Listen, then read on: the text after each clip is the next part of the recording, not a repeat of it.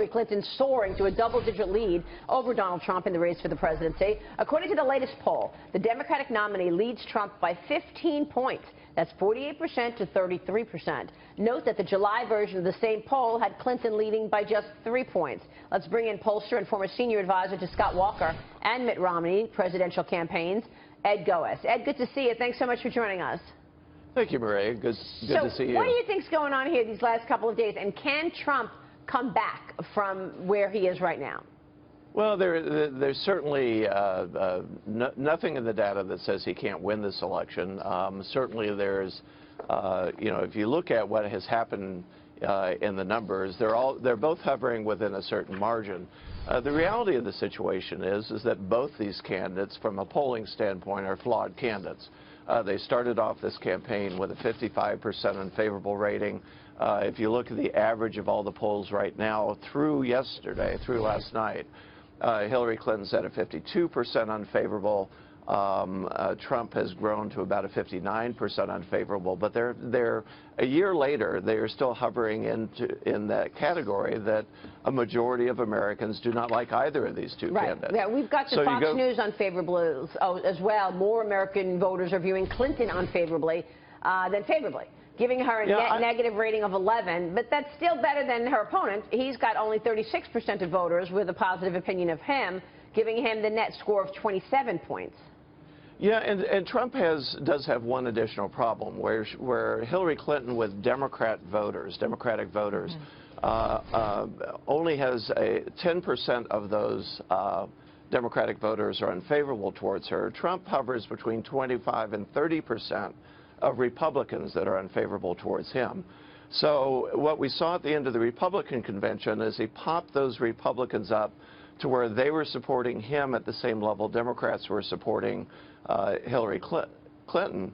But after the last week, they've now dropped again to he has a 10-point deficit on how he's performing with Republicans. We were expecting a bump because of the convention, but this is more than an average bump that you would get.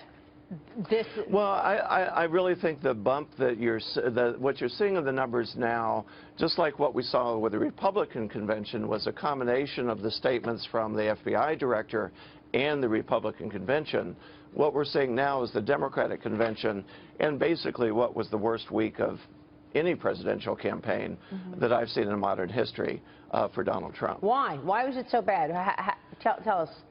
I think a couple of things. First of all, you have to go back and say the reason why people were originally unfavorable towards Donald Trump was not because of his politics, but because of his style. And what they saw with the fights back and forth with the Khan family had a very negative reaction. It was a reinforcement of those negatives. And then ending the week, quite frankly, with the statements about not endorsing Paul Ryan, not endorsing McCain, basically sent a message to those Republicans that were uncomfortable with him. You have free license to go with your feelings, too. Is this reversible, though? And Ed, are we looking at, given the unfavorables for both Hillary Clinton and Donald Trump, are we looking at low turnout, you think, in November?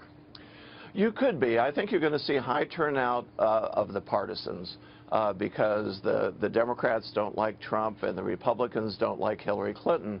The one thing you are seeing in the data is that with independent voters, more than 60% of independent voters are unfavorable towards both these candidates. And if this becomes a real food fight in the fall, they are just as likely to stay at home as opposed to say, well, I like this one least, and I'm going to vote for the other one and turn out. Yeah. Interesting. Highest number of independents we've seen in a long time. If they stay home, that helps Hillary. Well, it does. It depends on what you're looking at with independents. That's where you get into different polling firms do it differently.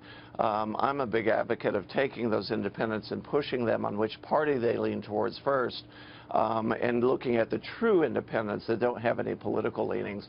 That shrinks those independents down from about 40% of the country to about 20% of the country, and that's the group to watch. What about